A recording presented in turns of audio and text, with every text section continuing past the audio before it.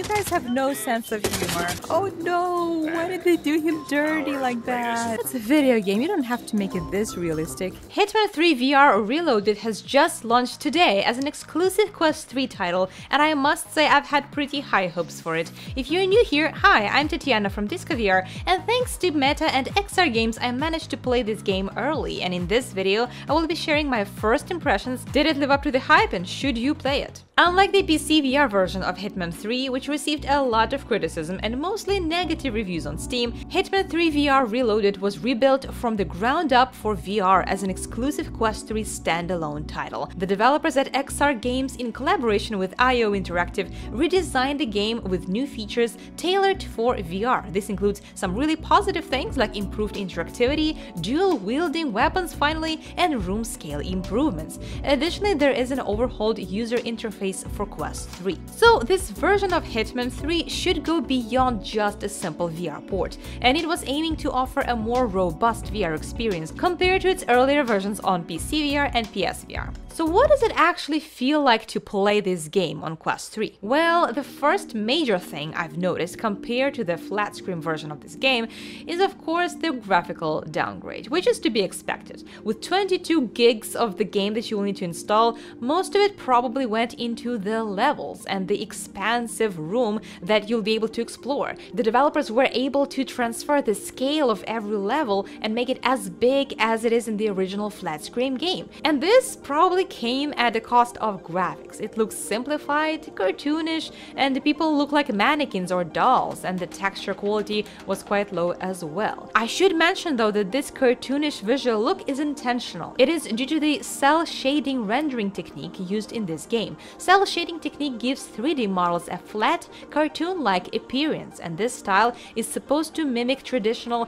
hand-drawn animation or comic book art by emphasizing strong outlines, bold colors, and minimal shading. So it is intentional for this game to look less realistic. And while I understand that this was done intentionally and it probably saves some computational power from Quest, my brain just can't help it but perceive it as a downgrade rather than a stylistic choice. One way I can describe the feeling I had while playing was uninspiring. I'm just usually quite forgiving when it comes to graphical quality, but this style was particularly hard for me to get into, especially having played the recent standalone VR games of the likes of Asgard's Wrath 2 and Assassin's Creed Nexus. Knowing what Quest 3 is capable of visually due to its processing power, it's just hard for me to accept that this is the best visual quality that we will get from Hitman 3 on Quest 3. On top of that, it was also filled with still cutscenes, which are made like paintings or comic book artwork, again kind of following this comic book art style. They were not really animated, they were more like still. They were displayed on a giant screen, and I usually don't like this in VR games because it totally breaks the immersion for me and it makes it feel like I'm watching a movie or playing a flat screen game. I think that if the team are striving for an immersive feel, and especially since the game was rebuilt from ground up for standalone VR, I just see no point in these cutscenes being essentially static images. That's just my opinion. Even if they wanted to give this game a bit of a comic book feel, I just simply didn't think that that was a good idea for a VR game where immersion is the ultimate goal. But it's not just the low textures and simple 3D models that bothered me, but also the actual performance of the game. Things even at short distances seemed pixelated or blurry. This is not something that you can see in the video capture, but many of the objects seem to be rendering as I come close to them, and it's extremely noticeable. Like, I could see the blurry faces with no features become actual faces as I got closer to these people, and I just don't think that this is how this game is supposed to be. The devs did tell me that they plan to release a Day 4 patch on September the 9th, and one of the things it will fix is exactly that. The world elements will be appearing clearer from further away, but they haven't been able to send me access to that patch yet, and I couldn't test it to say if it actually looks as good in VR as it does in the video footage that they sent me. And also, a Day 4 patch seems like a strange idea because I would rather have the release of of the game postponed just a little bit to have the patch released, because I really just don't think that it's a good idea to release a game and knowing that there are some things that need patching right away. The very first impression and the very first reviews of the game are super important. So while the visual quality leaves much to be desired, what about the actual gameplay? Well, it is a mixed bag. I quite enjoyed the movement mechanics, the UI seemed intuitive enough, and for the most part it was easy to get a hang of. Dual wielding of weapons is cool, and the ability to freely explore large environments are awesome. You'll be able to complete the missions any way you see fit, just like in the original game, and it has this emergent sandbox gameplay that the Hitman series is known and loved for, and generally fewer bugs when interacting with NPCs and weapons, especially compared to the PCVR version, which was, whew, a relief.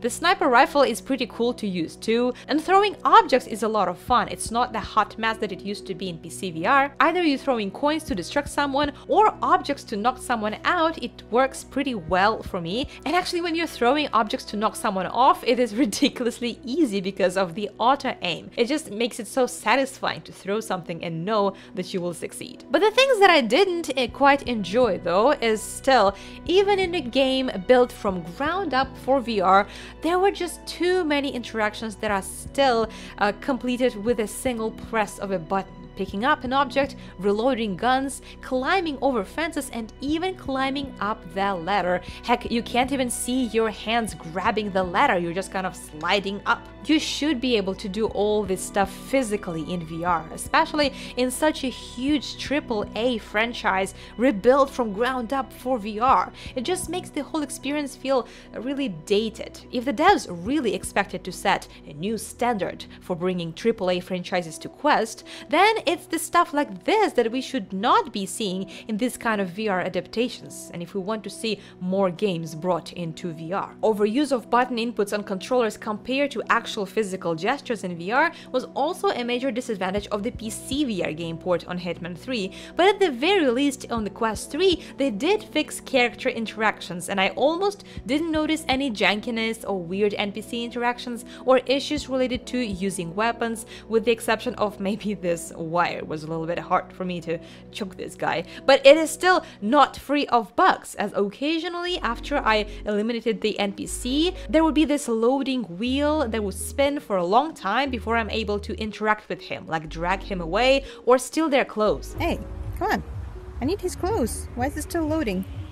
Come on, faster! At one point, I eliminated the main character from the first training mission, and the wheel never stopped spinning and I couldn't complete the mission. And only reloading to the most recent save file would solve the problem, but in that case, I had to eliminate this target again. I do hope that these and other minor bugs will still be fixed in the next patch. One thing about the game mechanics I did like is that instead of the full body or the full arms, you now have just floating hands. Some people hate floating hands, but I actually think that this is a great idea, because I always would rather have floating hands than arms all twisted in obscure ways. Although that does mean that it is impossible for you to see your own clothes that you're currently wearing, which is super important when you're trying to pass as like a guard or someone. And the only way to actually see what you look like is when you look at your left wrist, you'll be able to see the static picture of yourself wearing your clothes.